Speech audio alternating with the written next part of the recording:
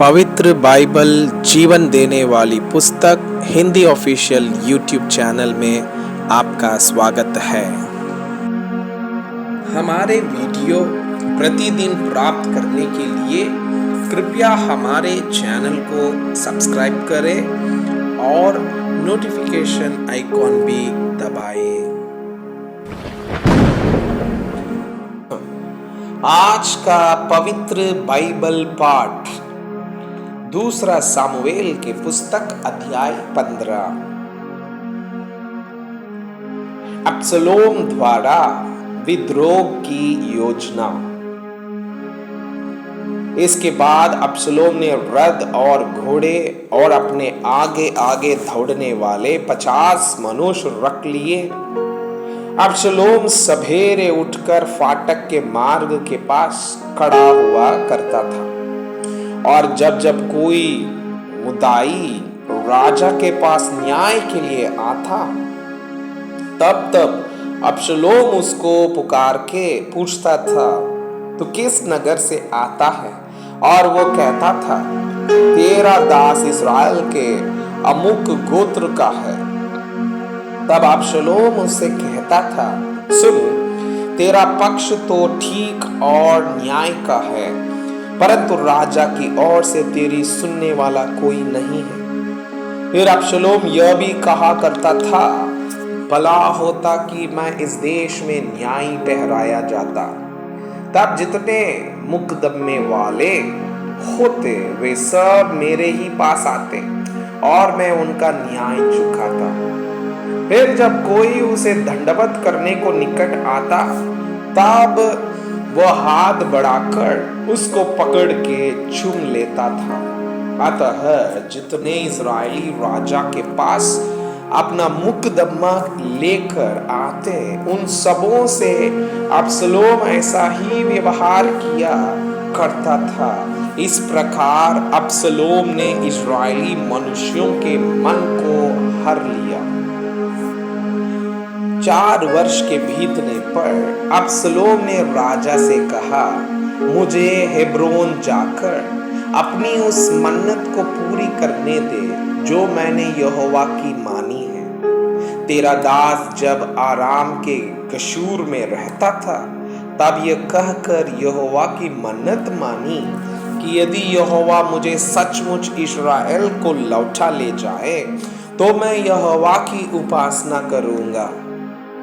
राजा ने उससे कहा, कुशल सेम से जा, और वह उठकर हेब्रोन को गया। तब अब्सलोम ने इस्राएल के समस्त गोत्रों में यह कहने के लिए भेदिए भेजे, जब नरसिंगे का शब्द तुमको सुनाई पड़े तब कहना, अब्सलोम हेब्रोन में राजा हुआ। अब्सलोम के संग 200 निमंत्रित यरूशलेम से गए। वे सीधे मन से उसका भेद बिना जाने गए। फिर जब अब्सलोम का याज्ञ हुआ तब उसने गिलोवासी अहीतोपेल को, जो दाऊद का मंत्री था, बुलवा भेजा कि वो अपने नगर गिलों से आए। इस प्रकार राजद्रोह की गोष्ठी ने बल पकड़ा, क्योंकि अब्सलोम के पक्ष के लोग बराबर बढ़ते गए। दाऊद का यरूशलेम से भागना। तब किसी ने दाऊद के पास जाकर यह समाचार दिया, इस्राएली मनुष्यों के मन अब्सलोम की ओर हो गए हैं। तब दाऊद ने अपने सब कर्मचारियों से जो यरूशलेम में उसके संग थे कहा, आओ हम भाग चले, नहीं तो हम में से कोई भी अब्सलोम से ना बचेगा। इसलिए पूर्ति करते चले चलो, ऐसा ना हो कि वह पूर्ति करके हमें आ घेरे और हमारी हानि करे और इस नगर को तलवार से मार डाले।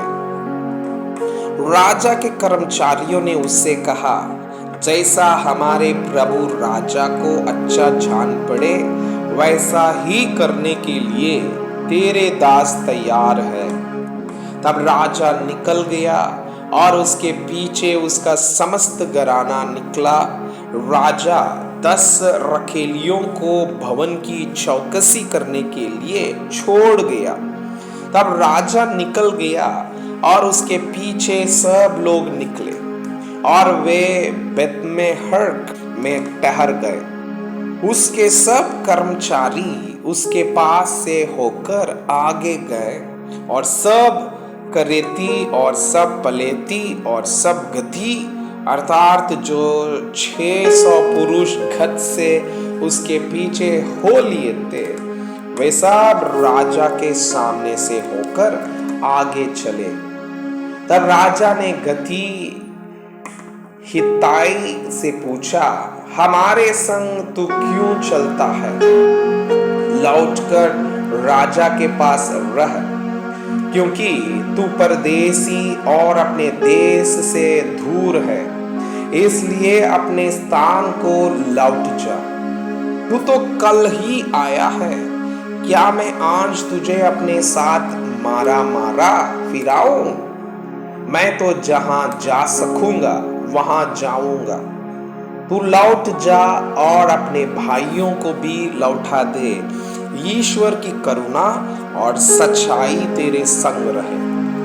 हित्ताई ने राजा को उत्तर देकर कहा, यहोवा के जीवन की शपथ और मेरे प्रभु राजा के जीवन की शपथ, जिस किसी स्थान में मेरा प्रभु राजा रहेगा, चाहे मरने के लिए हो चाहे जीवित रहने के लिए, उसी स्थान में तेरा दास भी रहेगा।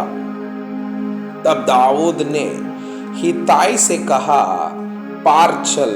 अतः गती हित्ताई अपने समस्त जनों और अपने साथ के सब बाल बच्चों समेत पार हो गया। सब रहने वाले चिल्ला चिल्ला कर रोए और सब लोग पार हुए और राजा भी किद्रोन नामक नाले के पार हुआ और सब लोग नाले के पार जंगल के मार्ग की ओर पार होकर चल पड़े। तब क्या देखने में आया कि सदोक भी और उसके संग सब लेवीय परमेश्वर की वाचा का संदूक उठाए हुए हैं और उन्होंने परमेश्वर के संदूक को धर लिया। तब एब्यातार चढ़ा और जब तक सब लोग नगर से ना निकले तब तक वहीं रहा। तब राजा ने सादोक से कहा, परमेश्वर के संदूक को नगर में लौटा ले जा। यदि यहोवा के अनुग्रह की दृष्टि मुझ पर हो तो वो मुझे लौटाकर उसको और अपने वास स्थान को भी दिखाएगा, परंतु यदि वो मुझसे ऐसा कहे, मैं तुझसे प्रसन्न नहीं, तो भी मैं हाजिर हूं। जैसा उसको भाए वैसे ही वो मेरे साथ बर्ताव करे। फिर राजा ने सादोक याजक से कहा, क्या तू दर्शी नहीं है? इसलिए कुशल सेम से नगर में लौट जा और तेरा पुत्र अहीमास और एब्यातार का पुत्र योनातान दोनों तुम्हारे संग लौटे। सुनो, मैं जंगल में घाट के पास तब तक ठहरा रहूंगा जब तक तुम लोगों से मुझे हाल का समाचार ना मिले। तब सदोक और एब्यातार ने परमेश्वर के संदूक को यरूशलेम में लौटा दिया और आप वहीं रहे। तब दाऊद जैतून के पहाड़ की चढ़ाई पर सिर ठाके नंगे पांव रोता हुआ चढ़ने लगा और जितने लोग उसके संग थे वे भी सिर ढाके रोते हुए चढ़ गए। तब दाऊद को यह समाचार मिला, अब्सलोम के संगी राजद्रोहियों के साथ अहीतोपेल है। दाऊद ने कहा, हे यहोवा, अहीतोपेल की सम्मति को मूर्खता बना दे। जब दाऊद छोटी तक पहुंचा जहां परमेश्वर की आराधना की जाती थी, तब यरेकी हुशाई अंगरखा फाड़े सिर पर मिट्टी डाले हुए उससे मिलने को आया।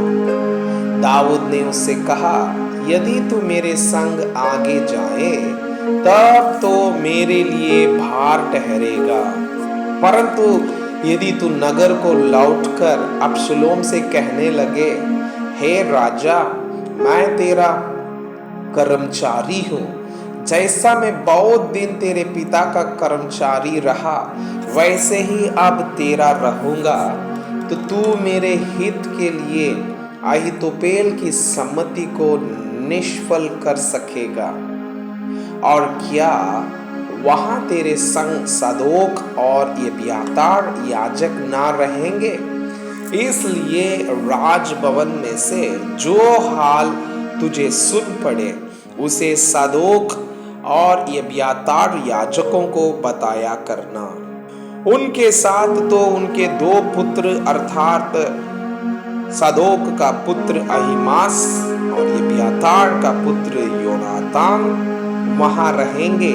तब जो समाचार तुम लोगों को मिले उसे मेरे पास उन्हीं के हाथ भेजा करना। अतः दाऊद का मित्र हुशाई नगर को गया और अब्सलोम भी यरूशलेम में पहुंच गया। मैं आपसे यह अनुरोध करता हूं कि कृपया आज का बाइबल पाठ को अध्ययन करें और जिन वचनों के द्वारा आप प्रभावित हुए उसे अपने कॉपी में लिखें और आज दिन भर इस वचनों को अपने जीवन में अभ्यास करें। परमेश्वर चाहता है कि आप उनके समान सिद्ध और